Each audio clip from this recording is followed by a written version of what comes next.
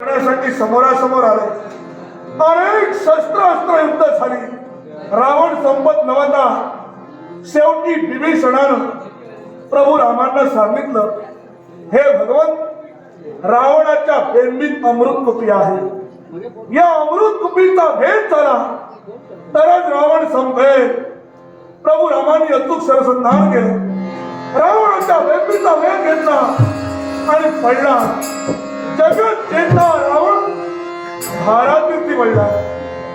रावण ज्यावेळी धारातीर्थी पडला त्यावेळी प्रभुराम लक्ष्मणास सांगू लागले, हे लक्ष्मण, जा लंकाधीश रावणाजवळ जाऊन अमूल्य अशा ज्ञानाची प्राप्ती करून घे.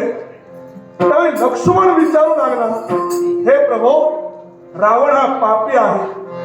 रावण हा बलात्कारी पुरुष. तो मला ज्ञान काय देणार? तर प्रभू रामाने उत्तर दिलं, रावण जरूर पापी आहे. रावण जरूर अधर्मी आहे. पण तो दशग्रंथी ब्राह्मण आहे. तो प्रकांड पंडित आहे. राजनीती धुरंधर, एक उत्तम प्रकारचा प्रशासक लंकाधीश रावण आहे. त्यामुळे रावणाच्या वाईट गोष्टींचा विचार करू नकोस. रावणाच्या चांगल्या गोष्टींचा विचार कर आणि त्याच्याकडून ज्ञान संपादन करून घे. लक्ष्मण रावणाजवळ गेले, नमस्कार केला, पण रावण काहीच बोलला नाही. रागाच्या भरात लक्ष्मण पुनश्च रामांजवळ आले. घडलेला सर्व प्रकार सांगितला. त्यावेळी प्रभू रामांनी लक्ष्मणास प्रश्न विचारला, मला सांग, ज्ञान प्राप्त करून घेण्यासाठी गेला होतास त्यावेळी तू कुठं उभा होतास? लक्ष्मण म्हणाला, मी रावणाच्या मस्तकाजवळ उभा होतो.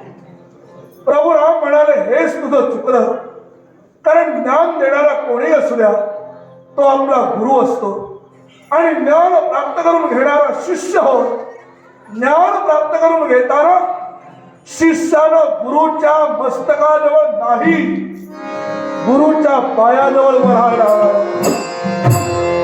लक्ष्मणाची चूक लक्षात आली. तो रावणाच्या पायाजवळ गेला, नमस्कार केला.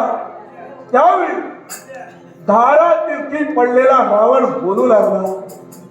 अनेक महत्वाच्या गोष्टी त्याने लक्ष्मणाला सांगितल्या. त्यातील 3 महत्वाच्या गोष्टी आज मी तुम्हाला कथन करणार आहे. त्यातली पहिली गोष्ट, अशुभ कार्य करायचं नाही आणि शुभ कार्य करायला वेळ लावायची नाही. रावणानं हेच केलं.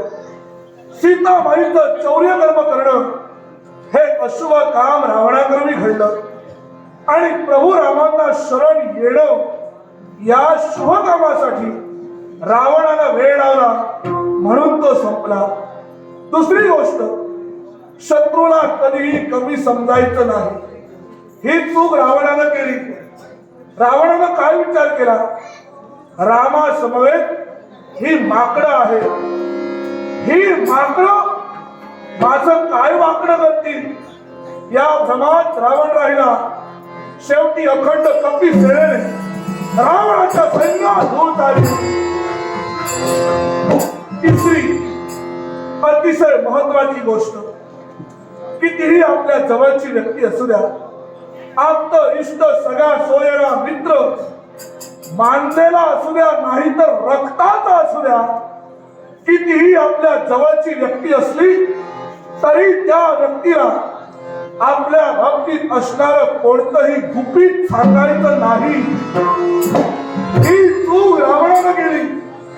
आपल्या मृत्यूचं गुपित विभीषणाला सांगितलं. विभीषणानं प्रभू रामांना सांगितलं. प्रभू रामांनी रावणाचा शेवट केला. अशा अनेक महत्वाच्या गोष्टी सांगून रावणानं देह ठेवला.